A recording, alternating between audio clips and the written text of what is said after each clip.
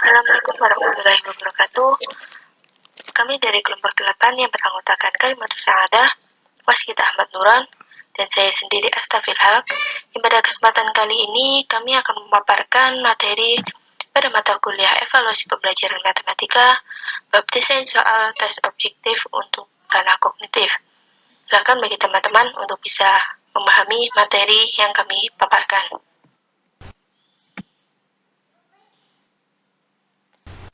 Pokok pembahasan yang akan kami sajikan yang pertama yaitu hal-hal yang perlu diperhatikan dalam penyusunan soal tes objektif. Yang kedua, langkah-langkah penyusunan soal tes objektif. Dan yang ketiga, contoh penyusunan soal tes objektif. Yang pertama mengenai hal-hal yang perlu diperhatikan dalam penyusunan tes objektif. Sebelum kita menyusun sebuah soal, hendaknya kita perlu menyusun kisi-kisi soal sebagai patokan dalam penyusun soal. Dengan adanya kisi-kisi, penyusunan soal dapat menghasilkan tes yang relatif sama. Kisi-kisi tes adalah suatu format atau matriks yang memuat kriteria butir soal yang diperlukan dalam menyusun tes. Nah, kisi-kisi soal hendaknya mencakup dua komponen. Yang pertama adalah komponen identitas dan yang kedua adalah komponen matriks. Nah, komponen identitas meliputi satuan pendidikan, mata pelajaran, kurikulum yang digunakan, kelas, alokasi waktu, dan jumlah soal. Sementara itu, komponen matriks terdiri dari kompetensi dasar, materi, level kognitif, indikator soal, dan bentuk soal. Nah, terkait dengan kompetensi dasar yang digunakan dalam sebuah kisi-kisi, hendaknya perlu kita sesuaikan dengan kompetensi dasar yang ada dalam kurikulum yang berlaku. Nah, dengan begitu, soal yang dibuat mampu merepresentasikan apakah peserta didik telah menguasai kompetensi dasar yang disajikan atau belum. Nah,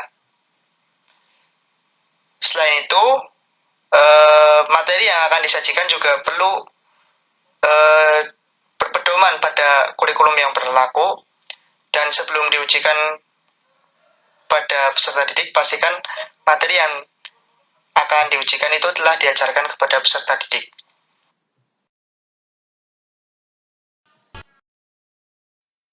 Selanjutnya, dalam sebuah kisi-kisi juga terdapat level kognitif, yang mana level kognitif ini mencerminkan beberapa ranah kognitif yang akan diujikan. Yang mana ranah kognitif ini sesuai dengan pendapatnya taksonomi Bloom yang disempurnakan oleh Anderson dan Cardwell, yang meliputi kemampuan mengingat atau remember atau C1, lalu ada memahami atau mengerti atau understand atau C2, lalu ada menerapkan atau apply atau C3, lalu ada menganalisis atau analyze atau C4, lalu ada mengevaluasi atau evaluate atau C5, dan menciptakan atau create atau C6 ya. Nah, yang mana keenam ranah kognitif ini adalah ranah kognitif yang harus dimiliki oleh peserta didik, yang mana nanti akan diuji melalui tes objektifnya. Nah, dalam penilaian aspek pengetahuan atau aspek kognitif, pusat penilaian pendidikan mengelompokkan level kognitif ke dalam 3 level ya. Ada 3 level yaitu yang pertama ada level 1 atau level pengetahuan dan pemahaman, yang mana ia mengukur proses berpikir C1 dan C2 ya, mengingat dan memahami. Lalu ada level kedua yakni level aplikasi, yang mana mengukur proses berpikir C3 atau menerapkan. Lalu yang paling tinggi ini ada level 3 atau level penalaran ya, yang mana mengukur proses berpikir C4, C5, dan C6 ya, menganalisis, mengevaluasi, dan menciptakan.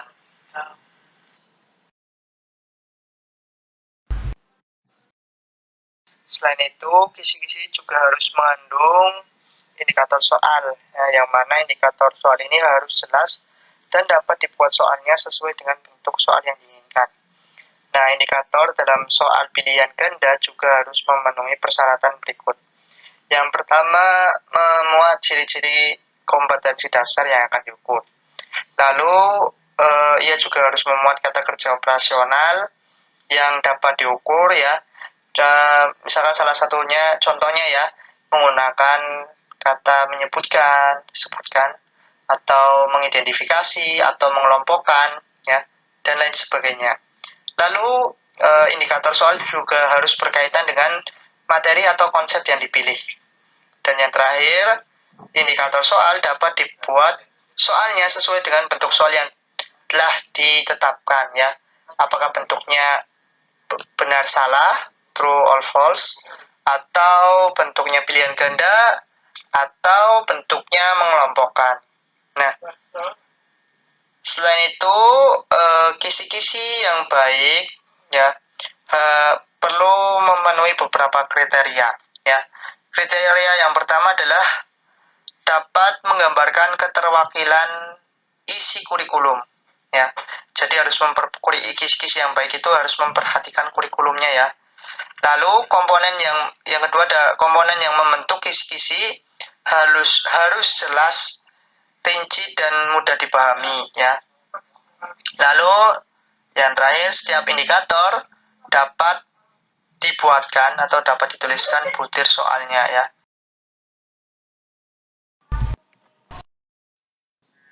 Materi selanjutnya yaitu langkah-langkah penyusunan soal tes objektif. Yang pertama ada soal pilihan ganda. Tes pilihan ganda adalah butir soal atau tugas yang memilih jawaban lebih dari 2 alternatif. Rentang jawaban paling alternatif adalah 4 dan 5. Pertanyaan pilihan ganda adalah untuk mengidentifikasi siswa yang telah memperoleh pengetahuan yang cukup. Pilihan ganda terdiri atas 2 bagian. Bagian pertama disebut STEAM dan dapat berupa pertanyaan atau pernyataan.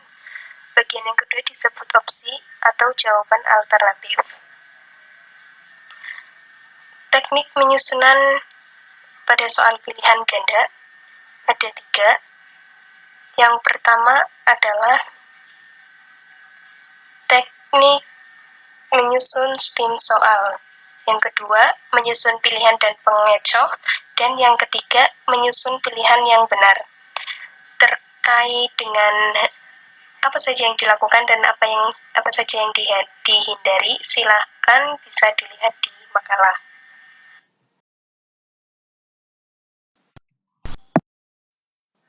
Kemudian, langkah-langkah penyusunan tes objektif yang menjodohkan.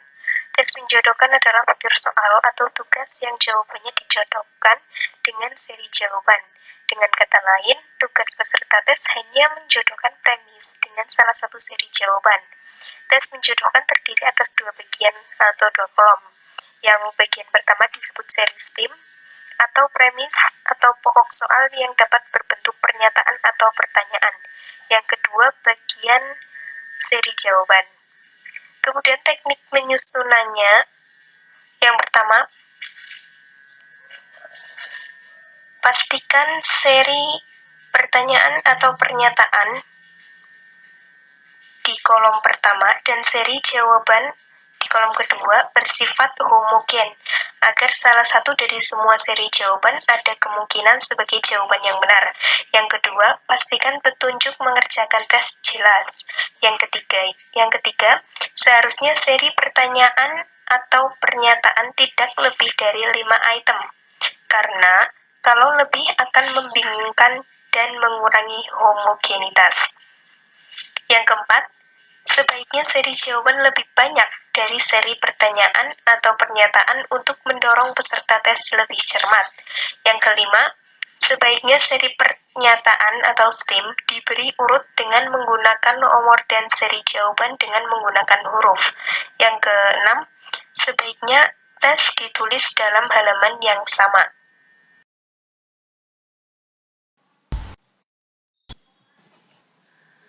Kemudian langkah-langkah penyusunan soal tes objektif yang uraian. Sebenarnya, menyusun tes uraian tidak semudah yang diperkirakan banyak orang. Kalau benar-benar ingin menghasilkan butir soal yang berkualitas, ada beberapa ketentuan yang perlu diikuti dan dipenuhi. Pemilihan format tes uraian menjadi pertimbangan lagi apabila mengingat betapa tidak mudahnya pemberian skor dengan prinsip pengukuran yang benar. Berikut adalah rambu-rambu bagaimana menyusun tes uraian dengan memenuhi kriteria dan prinsip-prinsip pengukuran. Yang pertama ada penentuan tujuan tes. Yang kedua, penyusunan kisi-kisi tes dengan cermat. Yang ketiga, penulisan butir soal. Yang keempat, penelaahan soal tes uraian. Dan yang kelima, pengskoran tes uraian.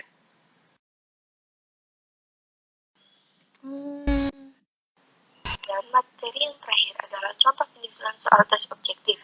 Dalam kisi-kisi tes objektif, bisa disajikan beberapa poin. Yang pertama, untuk satuan pendidikan apa, mata pelajaran apa, kurikulum apa yang digunakan, untuk kelas berapa alokasi waktu untuk mengerjakan soal tes objektif ini, dan berapa jumlah soal yang terdapat dalam soal tes objektif. Dan dalam tabel bisa dijelaskan mengenai kompetensi dasar yang digunakan, kelas, materi, level kognitif, indikator soal, nomor soal, dan bentuk soal.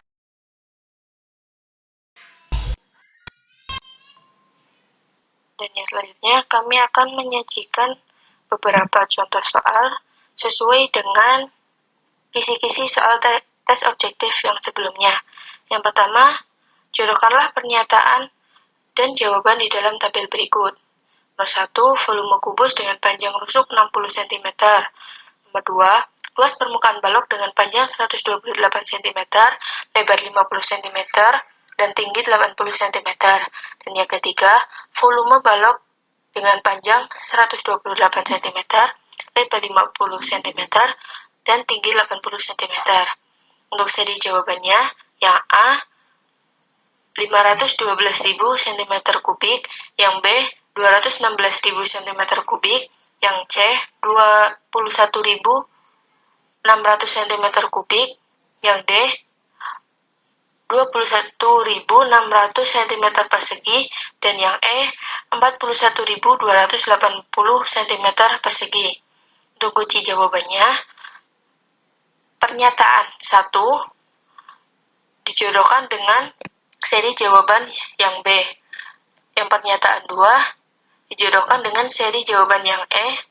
Dan pernyataan 3 dijodohkan dengan seri jawaban yang A. Yang kedua, Andi mempunyai 2 akuarium tanpa tutup dengan volume yang sama. Kedua akuarium tersebut berbentuk balok dan kubus yang terbuat dari kaca.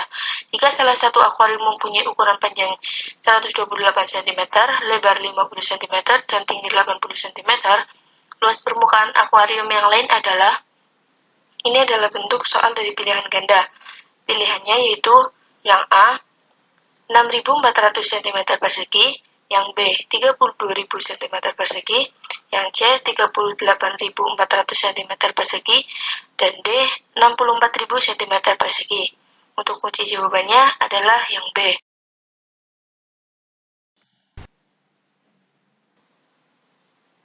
Dan soal yang ketiga merupakan tipe benar dan salah.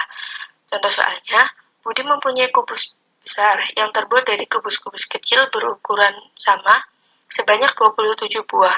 Seluruh permukaan kubus besar dicat biru. Berdasarkan keadaan tersebut, lingkari huruf B jika pernyataan berikut benar, dan lingkari huruf S bila salah. Pernyataan yang A. Terdapat satu kubus kecil yang seluruh permukaannya tidak kena cat. Yang B. Terdapat 8 kubus kecil yang 3 sisinya berwarna biru. Kunci jawabannya bahwa pernyataan yang A itu benar dan yang B itu salah.